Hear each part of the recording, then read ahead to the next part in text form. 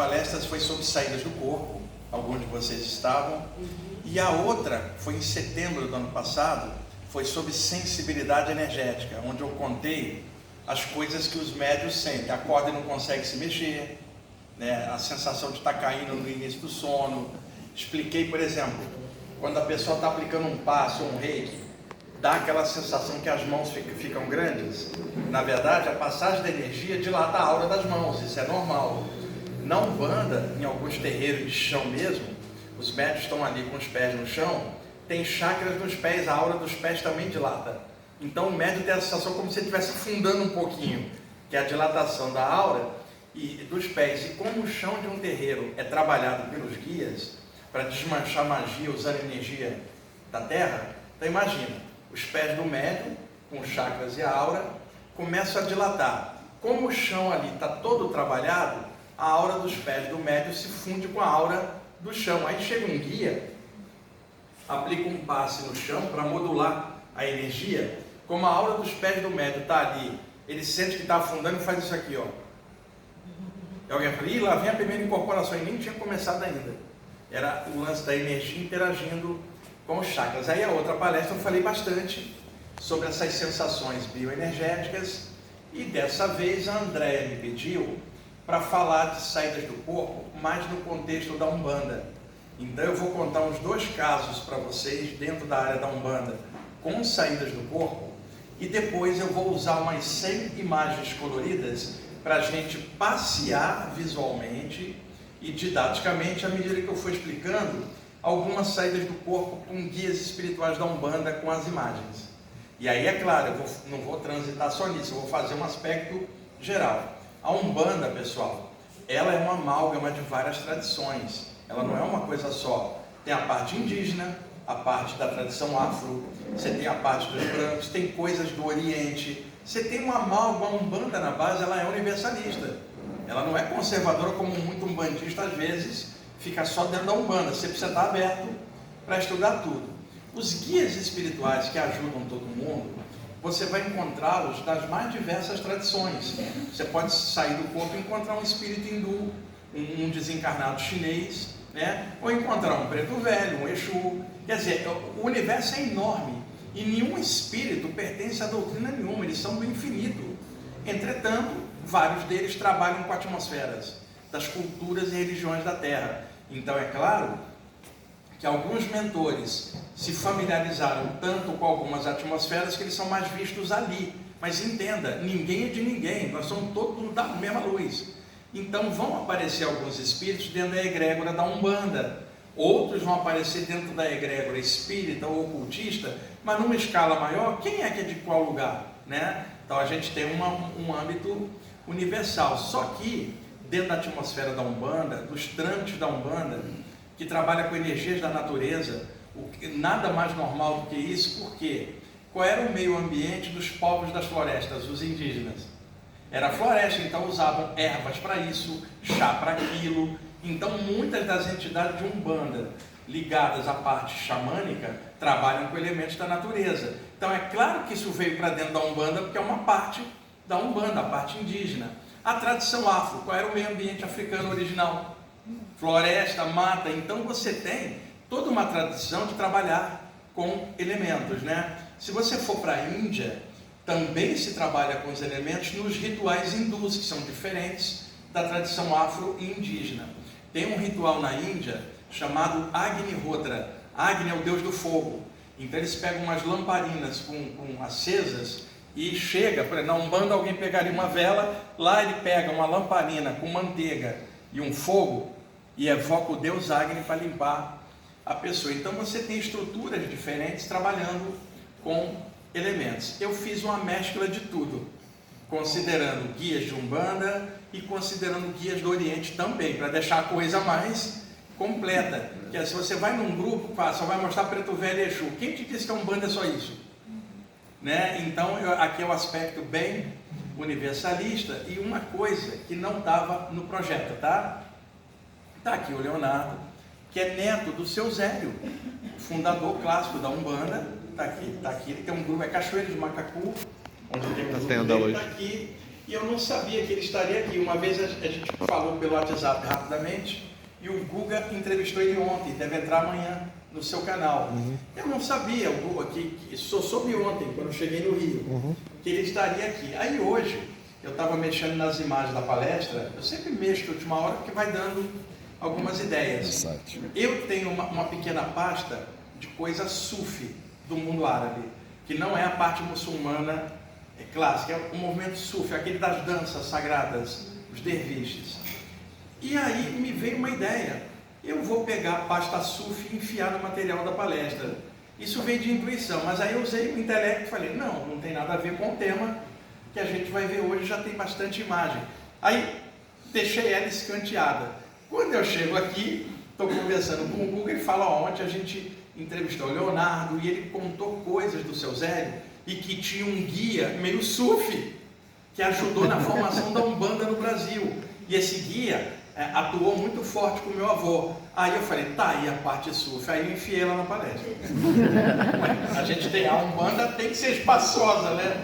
Se fosse uma outra área, você não poderia abrir essa aba. Mas a Umbanda, ela permite várias abas, porque ela é universalista. Então, vou começar por isso aqui. São umas 20 imagens. Logo depois eu entro no tema que eu combinei com ela da Umbanda aqui, as saídas do corpo, tá bom? Para um pouquinho para mim.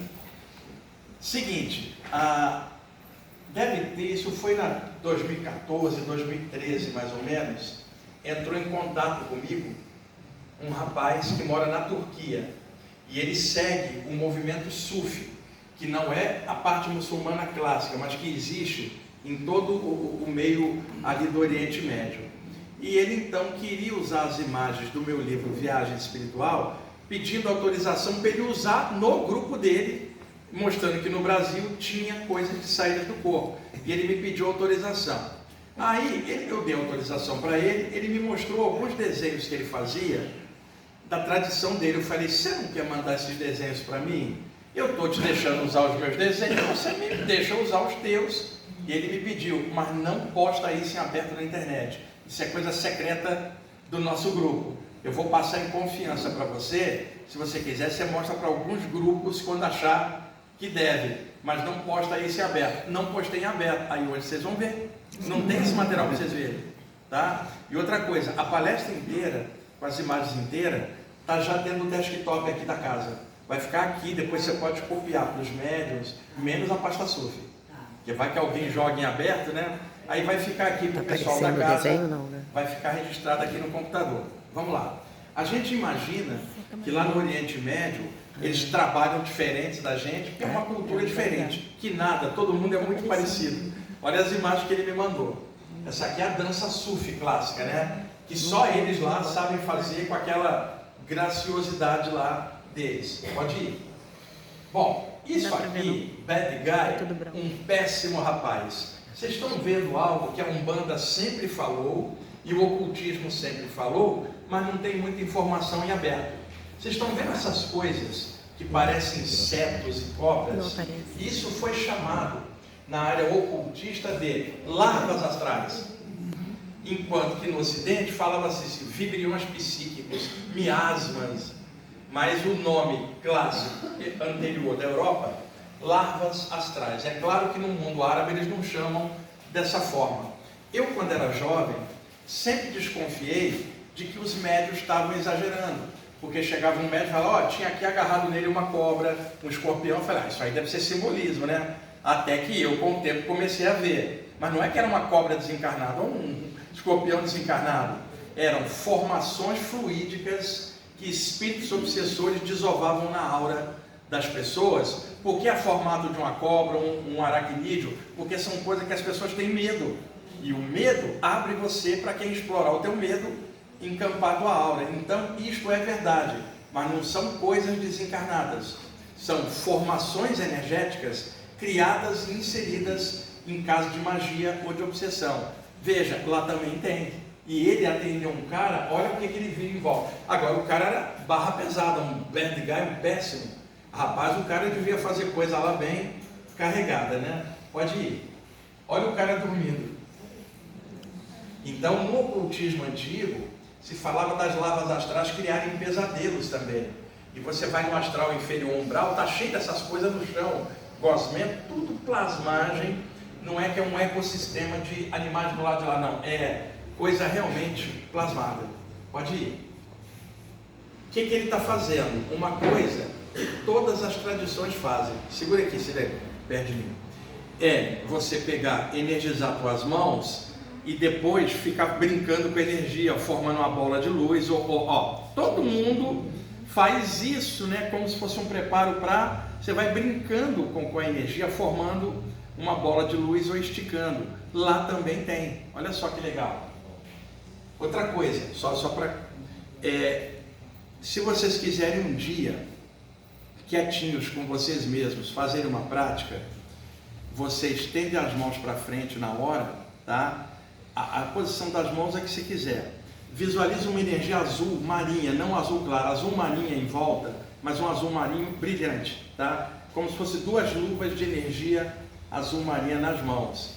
E ao mesmo tempo concentra energia azul no chakra frontal, aqui e aqui. E enquanto você estiver fazendo isso por uns 5 minutinhos, mexendo as mãos, pensa no nome de Iemanjá como um mantra, no chakra da testa. Isso foi recente que um dos mentores me mostrou. O nome de Iemanjá evocando uma atmosfera de limpeza, né? E o azul, Iemanjá é branco e azul, gente. A tradição. Então faça essa prática, vocês vão ver que se ganha um ânimo, sabe aquela coisa assim? Por exemplo, o Marcos, eu ensinei isso para ele. Ele está aqui com a esposa dele, a Luna. E a Luna reclamou que ele andava com energia fraca. Sabe que vocês entendem? Vocês são iniciados, vocês entendem. Aí eu ensinei isso para ele. Eu falei, antes de namorar, você enche as mãos de luz aqui, né? Ele falou, mas não era para botar em outro lugar, não. Aquele lugar lá é controlado por aqui, ó. O comando sai daqui. Resultado, ela está de olheira. Eu resolvi para ele, e aí sou obrigado lá, aí garoto. Vamos lá. Pode passar. Olha lá o cara brincando com as energias no mundo árabe. Pode passar. Pode ir. Avança. Olha o cara vibrando para dissolver as larvas astrais. Pode passar. Ele foi atender aquele cara, toda a carga que o cara estava, ele começou a sentir. Olha como ele ficou. Isso acontece às vezes, né? Você vai passar energia para a pessoa, estava tão pesado que no final você tem que lidar ainda com a sobra. E às vezes, tem um espírito obsessor junto, você vai dar passo, o cara pula em você. E quer cobrar satisfação porque você está tentando ajudar a vítima. Às vezes também, você vai ajudar a pessoa, o obsessor dela só fica te olhando. Durante o sono, você sai do corpo, ele aparece na tua frente tirando satisfação. Como a pessoa não estuda o assunto, ela fala, sair do corpo é perigoso. Não, dá um passo é que é perigoso. E aí vem a consequência do lado de lá. Nem sempre você vai pegar uma pessoa sozinha. Às vezes ela vem com acompanhante, né? Vamos lá, pode ir.